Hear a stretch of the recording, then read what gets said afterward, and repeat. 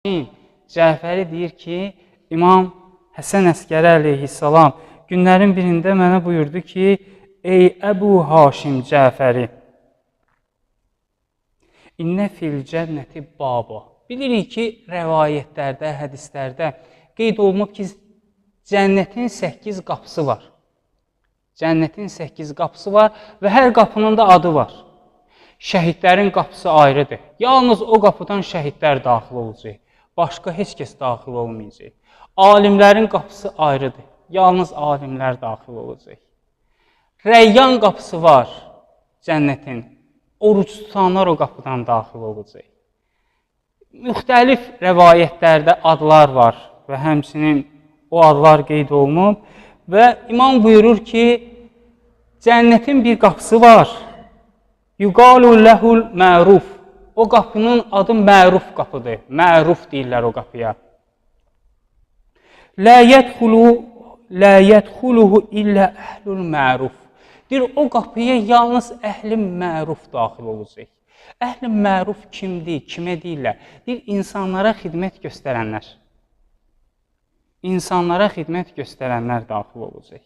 İmam bu həmin Əbu Haşim Cəfəri bu cür deyir. Deyir, ey Əbu Haşim Cəfəri, cənnətin bir qapısı var, o qapının adı mərufdur. O qapıdan yalnız daxil olacaq əhl-i məruf. Yəni, insanlara xidmət göstərənlər. Əbu Haşim Cəfəri də elə insanlara xidmət göstərənlərdəndir. Məsələn, var cəmaatın içərisində, eşidir, bilir ki, kiminsə nəsə çətinliyi var, ya özü köməklik göstərir, o çətinliyi aradan qaldırır, yaxud da vasitəçilik edir. Var cəmaat içərisində, cəmiyyət içərisində. Əbu Haşim Cəfəri də elə o adamlardandır. Eşidir, bilir, kiminsə borcu var, özü ödəyir onun borcunu. Yox, əgər pulu yoxdursa, köməklik göstərir, vaxtını uzadır. Bax, bu cür köməkliklər edirmiş.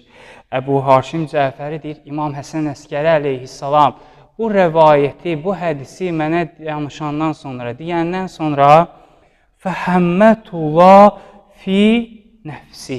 Deyir, öz qəlbimdə, öz içimdə Allaha həmd elədim ki, şükür Allaha ki, Allah Taala mənə belə bir xüsusiyyət nəsib eləyib ki, mən cəmaata xidmət göstərirəm.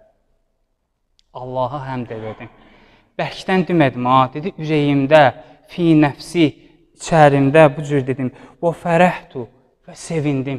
Sevindim bu xüsusiyyətimə. Bima ətəkəlləfu min həvaicin nas.